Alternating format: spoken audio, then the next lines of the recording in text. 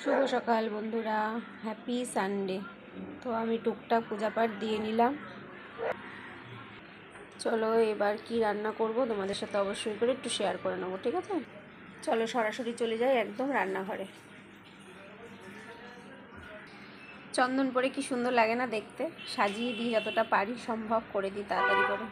দেখো 14টা ডিম দিয়ে ডিম বিরিয়ানি হবে। এখানে ডিম সিদ্ধ করে ছাড়িয়েও নিয়েছি, এখানে টুকিটাকি কেটেও নিয়েছি, আলু পেঁয়াজ রসুন গাজর টমেটো এই যে সমস্ত তুলবো। এবার চলো রান্নাটা বসিয়ে দিই। আজকে করব ডিম বিরিয়ানি, মানে আলু ডিম বিরিয়ানি। সেটা যেটা করি তোমাদের অনেকবার শেয়ার করেছি, এক ফুটে।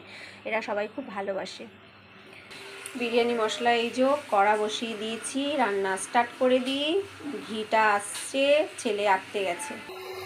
ডিমগুলোকে ভেজে নিয়েছি, 14টা ডিম একটুখানি চিড়ে চিড়ে ভেজে নিয়েছি, একদম হালকা করেই করব। আর এদিকে পেঁয়াজ গাজর রসুন এগুলো ভেজে নিয়েছি, যেটা করি আমি এক ফুটের বিরিয়ানি। এবার চালটাও ভিজিয়ে দিয়েছি, এ দেখো চালটা ভিজছে, এবার ধোবো ভালো করে।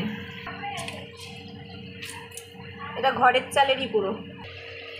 এই রান্নাটা আমি অনেকবার দেখিয়েছি, বাচ্চাদের জন্য খুব হেলদি। সবসময় তো রিচ খাবার ভালো লাগে না, তার মানে যেরমভাবে ডিমের ঝোল করবে ওরমভাবে করবে, করে ওর মধ্যেই চাল ধুয়ে ঘরের চাল দিয়ে করে দেবে, ঘি মশলা দিয়ে দেবে, স্যালাড কেটে দেবে, ওরা খুব ভালোই খাবে।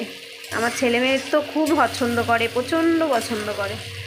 এরমভাবে রান্না করে দিই, আলুটাও হয়ে যাবে, তার সাথে চালটাও হয়ে যাবে। একদম জলটা খুব বুঝে দিতে হবে, চাল বুঝে, জলটাও টেনে যাবে, ঝরা ঝরা হবে।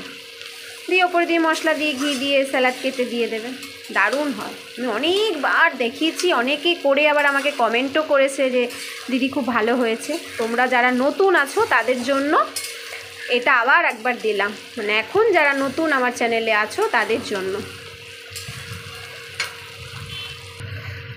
যা যা একটা ডিমের ঝোলে মশলা দিতে লাগে, নুন মিষ্টি মশলা সব দেবে ভালো করে, তারপরে করবে। যতটা টেস্টি করবে যতটা মশলা দেবে, পুরোটাই তোমাদের অভিরুচি। আমি একটু হালকা পালকা করেই করছি। দেখো ওর মধ্যে একটু চাল দিয়ে নাড়িয়ে জল দিয়ে দেবো, হয়ে গেল। চালটাও হবে আলুটাও হয়ে যাবে একসাথে। তারপর ডিমটা দিয়ে দেবো, হয়ে যাবে। খুব অল্প টাইমে হয়েও যায়, একসাথে ডাল তরকারি হওয়ার মুখে পুরো বিরিয়ানিও নেমে যায়, কত ভালো লাগে। ডাল তরকারি বা মাছের ঝোলোতে যে টাইম হয়, একসাথে ডিমের ঝোল ভাত নেমে যায়, খেতেও টেস্ট লাগে। দেখো জলটা আমি এই পরিমাণ দিলাম, চালটা সেদ্ধ হোক আলুটা সেদ্ধ হোক। এবার ঢাকা দিয়ে দিচ্ছি। আমি ডিমগুলো এখনই দিয়ে দেবো একটা একটা করে, ঠিক আছে? দিয়ে একবার নাড়িয়ে দিই, এবার ফুটুক। বিরিয়ানি হতে হতে আমি এদিকে শসা গাজর পেঁয়াজ কেটে নিলাম, স্যালাডটাও তৈরি। আর ছেলেও এইমাত্র এসে গেল স্কুল, মানে আঁকার স্কুল থেকে।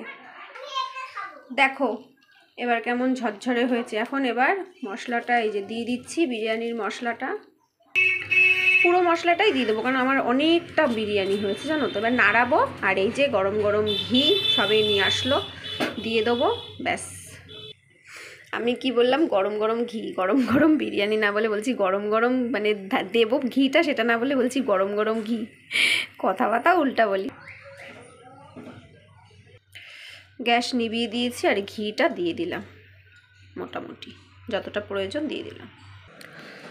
আবার বিরিয়ানিটা একটু গ্যাসের ছিল, সেই ফাঁকে আবার টুকটাক একটু কেচে ধুয়ে দিলাম, জানো তো কত কাচাকুচি থাকে। সকালেরগুলো তো শুকিয়েই গেছে এক ঝলক, যা দিয়েছিলাম সব তুলে নিয়ে গিয়ে আবার এগুলো সব কেচে টেচে মেলে দিয়ে রেখেছো। রোদের ঝলক কীরকম। এবার লাঞ্চ করতে বসবো।